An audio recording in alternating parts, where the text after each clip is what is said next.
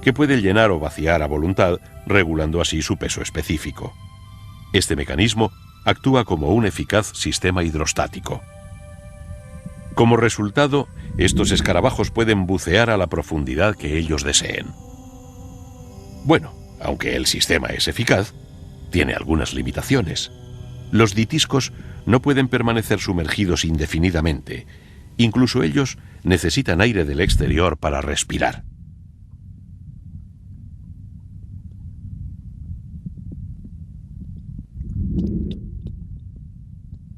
La burbuja de aire aprisionada bajo su coraza les plantea más de un problema.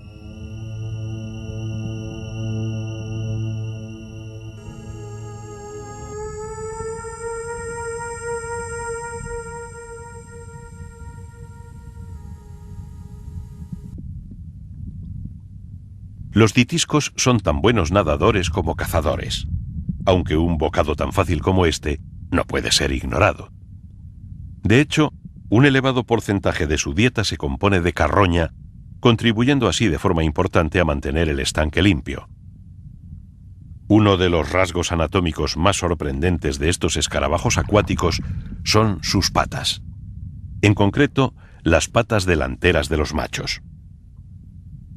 Vistas de cerca, estas estructuras son mucho más complejas de lo que cabría esperar. Estas extrañas protuberancias circulares son algo muy parecido a ventosas. Cada pata posee dos grandes y más de un centenar mucho más pequeñas. ¿Para qué puede querer un escarabajo acuático semejantes estructuras? Pues, para esto. Durante la cópula, el macho tiene que aferrarse firmemente a su escurridiza pareja si no quiere perderla, y lo hace con sus patas adhesivas. La unión no puede ser más firme.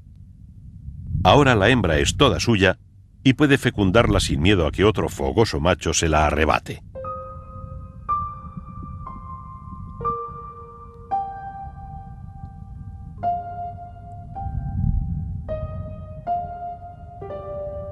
En otro rincón del estanque, repleto de plantas acuáticas, vive uno de los escarabajos más grandes de Europa, un escarabajo acuático plateado, el hydrous.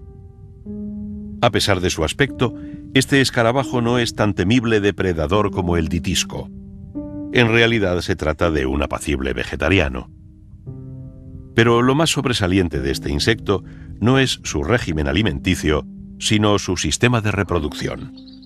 Los hydrous construyen los nidos más ingeniosos y elaborados de cuantos podamos encontrar en un estanque. Aquí, deslizándose lentamente sobre la superficie del agua, hay uno.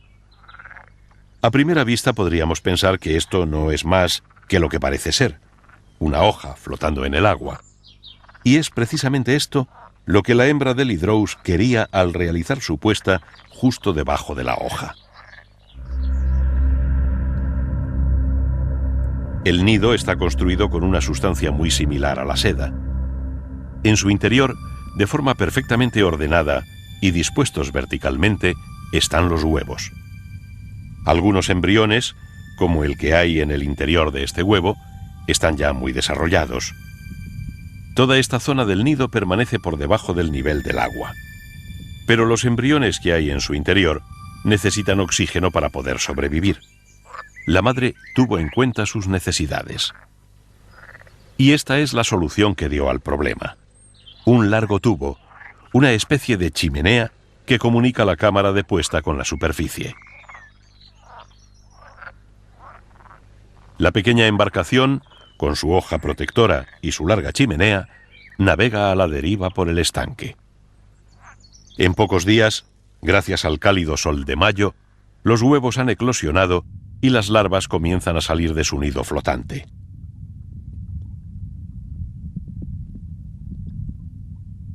Las larvas de hydrous son acuáticas.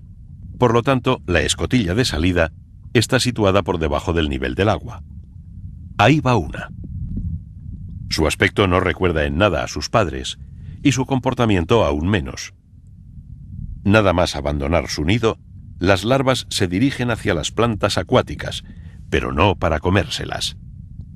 Las larvas de hydrous no son vegetarianas, como lo son sus padres, sino implacables cazadoras. Y los pequeños caracoles acuáticos son su plato favorito. Con unas mandíbulas como estas, las conchas no suponen ningún obstáculo. En unas semanas, las larvas han alcanzado casi los 10 centímetros de longitud. Ahora incluso se atreven con los caracoles que accidentalmente caen al estanque. Las enormes larvas, que han completado su desarrollo, sufren un notable cambio en su comportamiento. Ahora salen del agua.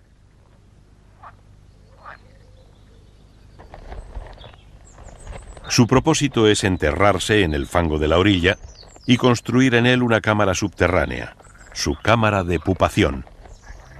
Aquí abajo, lejos de los peligros del exterior, la enorme y grotesca larva de Hydrous se transforma en este extraño ser.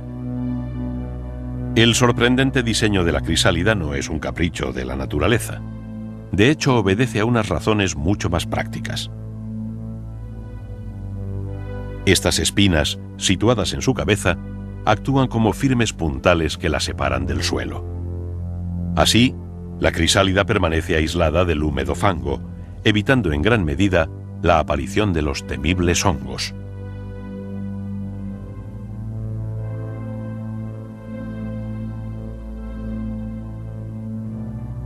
Unas semanas más tarde, de la crisálida solo queda una delgada piel. El escarabajo acuático plateado ha completado su desarrollo. En unas horas, el flamante escarabajo nadará por el estanque para continuar una vez más con las atávicas costumbres de su especie.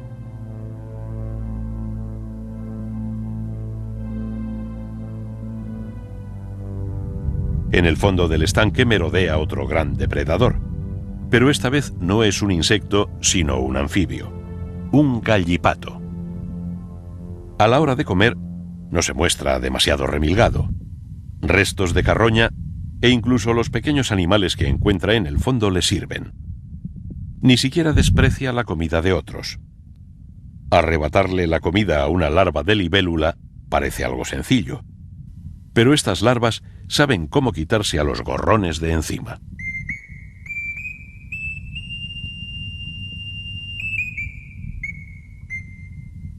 Otros insectos optan por sistemas de defensa menos traumáticos.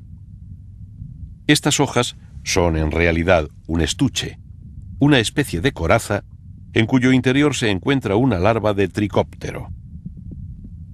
Empleando una sustancia muy similar a la seda, estas larvas unen hojas, ramas o cualquier cosa que encuentren en el fondo del estanque hasta formar una vaina protectora.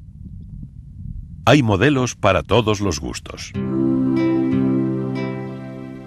Un cómodo estuche confeccionado íntegramente con ramitas de la misma medida. Un modelo a prueba de depredadores, realizado con ramitas mucho más gruesas y restos de corteza. Lo último en protección, una sólida envoltura de piedras entretejidas con seda, ideal para zonas de corriente. Un modelo de lo más discreto. Restos de hojas, algas y plantas acuáticas se mezclan para dar al conjunto un aire natural. Este otro modelo de piedras incorpora trozos de concha de caracol. Un sobrio estuche de hojas. Elegante y sencillo. Un junco hueco. Este modelo lo podemos encontrar en verde y en marrón. En fin, aunque en realidad la elección de los materiales de construcción obedece a razones más prácticas que estéticas, el resultado es verdaderamente espectacular. Para otros animales, como esta colonia de Tubifex, la mejor defensa es simplemente desaparecer. Los Tubifex son anélidos, parientes por lo tanto de las lombrices. Viven enterrados en el fondo cabeza abajo, alimentándose de materia orgánica en descomposición. Lo que vemos no son más que los extremos de sus cuerpos. Estos gusanos Son unos especialistas a la hora de aprovechar el oxígeno disuelto en el agua.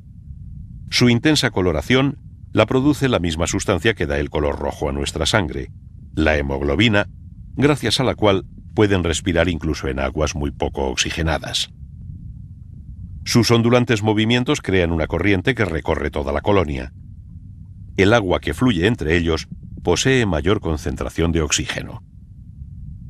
Pero no solo esto, los tubifex han desarrollado además dos métodos para respirar bajo el agua. Por una parte, su piel puede absorber directamente el oxígeno mediante lo que podríamos llamar una respiración cutánea. Sin embargo, lo más sorprendente es su segundo sistema, una respiración intestinal.